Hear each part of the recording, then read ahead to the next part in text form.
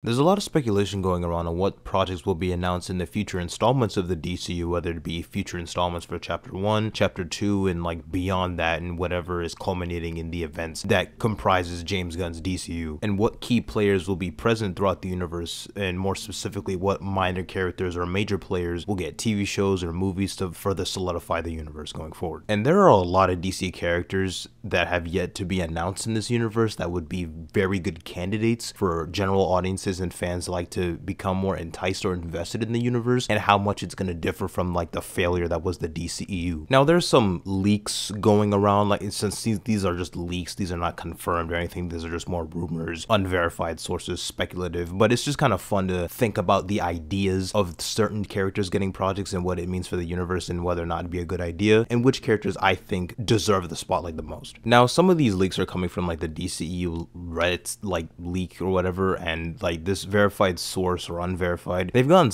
some things right, you know, with like Superman legacy castings or who's signed on as a writer for the DCU, DC Studios, but you know, kind of just going over what this could mean going forward. As I said, I don't think it's like 100% true, but just to see on if I think these are good ideas or, you know, how interesting they are. Some of the things here state that Lobo is getting a project in the DC Studios of the DCU, which honestly makes perfect sense. This is probably true. I mean, considering the fact that Jason Momoa himself literally confirmed he's no longer playing Aquaman after Aquaman and the Lost Kingdom, and there's just been so many heavy ramifications or hints at him playing the Lobo character. So if he is playing Lobo, he's 100% getting a project, whether it be like a movie or a show. That's, you know, I guess time will tell. Is it true this might be the last one, or could there be a third Aquaman? I mean, this is kind of like the end of this DC universe. DCEU universe. Yeah, I heard Unless, that. you know, I mean, things have happened before, so I guess if people like it, but yeah, there'll always be a place for me at DC. They will. They will, right? They like me. They should like you, yeah. You know. And we like you. Yeah. Stated that the film is described to be a blend of Western and sci-fi, which I think really fits well with James Gunn's notion on how every project will have a different tone or aesthetic to it that gives them certain vibe and isn't just some formulaic like MCU like beat for beat how every movie is the same. Every movie has their own identity. It is really solidifies what the artistic vision of that filmmaker or creative director is and how it best fits well with that character. And I think with Lobo, you know, with James Gunn's kind of more outlandish style when it comes to comic book movies, kind of going for not necessarily obscurity in this case, or rather lesser known comic book superhero characters that would fit really well on the big screen or small screen if it's a TV show or movie. It says here that the plot follows Lobo hunting down a rogue Green Lantern while bonding with his daughter Crush, and the movie's set to release with the back end of Chapter 1. So I guess, like I said, I'm not stating as that's confirmed. I'm not even pretending this is real. I'm just kind of going over the idea of, hey, this could be a cool notion of could this be the right direction to go if they were to actually go forward with this project. And I think this is a really cool way to like connect with other DCU projects, like with the Lantern show, and how they stated that the Lantern's TV show, which I'm assuming would be on Max, kind of gives further implications on what the grand threat of the DCU could be. I don't know if it would tie into that, but I think it's just a good connective thread when it comes to these projects in the DCU. It's really a terrestrial-based TV show, which is almost like True Detective with a couple of Green Lanterns who are space cops watching over Precinct Earth. In it, they discover a terrifying mystery that ties into our larger story of the DCU. A Wonder Woman movie with a new actress. This is also a given. Like, we know that Wonder Woman is going to be in the DCU. They would be idiots to not implement Diana Prince. She's literally a member of the Trinity. So it is inevitable that she's going to get a new movie. I could see a scenario where like the new actress might make an appearance at the very end of Paradise Lost, or like the Paradise Lost show could be a build up to her new origin. Hopefully they go for more like the Clay origin, as I think that's like the most iconic origin story for Diana when it comes to any iteration of the DC universe. But regardless of that, you know, I think it's time for a new Wonder Woman movie, go to a different direction and implement certain stories that weren't properly adapted in the DCEU. You know, have like Cersei in there, maybe Giganta, you know, have her rogues gallery go into more mystical side, the Greek god mythology, dive deep into her side characters, which are severely underrated and is a major aspect of a character that a lot of people don't really know about, you know, her supporting cast. A movie about the Atom. You know, that's interesting. I don't know if like I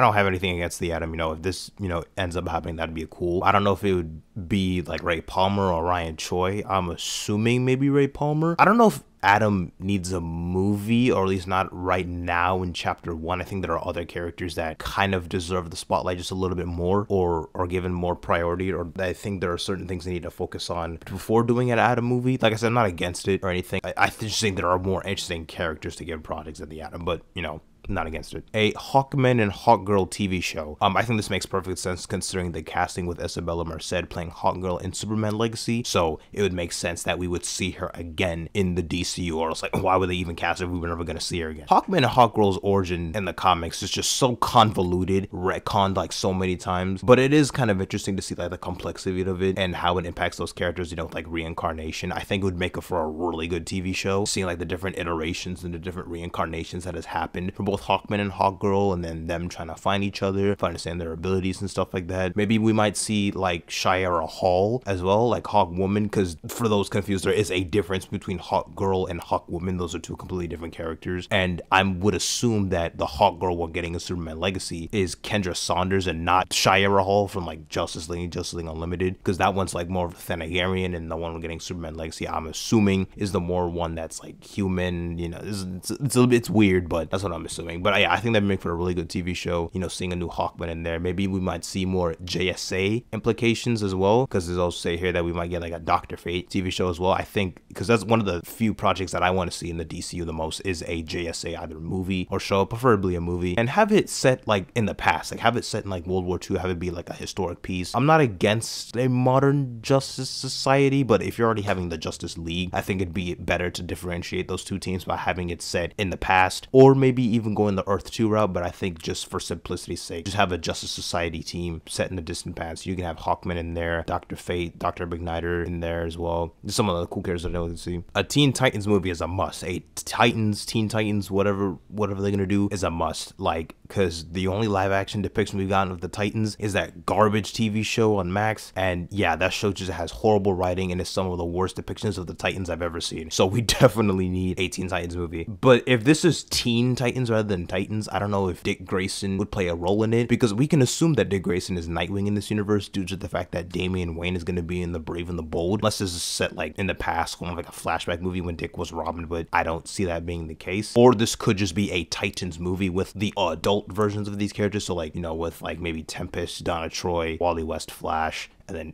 Nightwing himself. But we'll see what happens, what they do with that. If they go more of a Teen Titans route, I do think Nightwing deserves a solo movie, considering the fact that he never got one in the DCEU with, you know, Chris McKay was supposed to make a Nightwing movie, but that just never ended up going through with development. A Plastic Man solo movie, I think that's another really good pick for James Gunn's DCU, with the more, like I said, again, with that more outlandish kind of character type with his abilities, because I mean, bro's OP. And I think you can add in some more comedic effects with Plastic Man as a character. I think he'd make a really good addition for the Justice League, for like an expanded Justice League if he isn't a part of the main roster. The Doom Patrol I really like as well. I'd like Doom Patrol and the Terrifics. I think they're gonna definitely do Terrifics, considering the fact that like a lot of the members have already been set up in the DCU with Mr. Terrific and Metamorpho. And if Plastic Man is getting a project in the DCU, then I most definitely think they're gonna do a Terrifics movie. They just have like one member left that they have to introduce, but that's very likely. And then back to the Doom Patrol, the only depiction we've gotten with the Doom Patrol is the TV show, which is pretty solid actually. It's actually a really solid show. I think with the DCU right now, out of the projects we've gotten in chapter 1 with Swamp Thing, Supergirl, Woman, and Tomorrow, is that it's not overcrowded with characters we've seen a bunch of times. Yes, we're getting Superman, Batman, because you need those main players, but it also gives depictions of characters that haven't been done to death, or a lot of, I mean, half of these, if you show them to an average audience member, they're gonna be like, Plastic Man who? Doom Patrol? Swamp Thing who? Like, what is this? I think that's a really good thing, and I think just the nature of the Doom Patrol works really well with whoever would helm the creative side of that. Deathstroke, I think that's another really cool option. I think you can have Deathstroke be a prominent villain throughout the DCU. You know, it's not going to be like an MCU thing where they just kill off the main villain.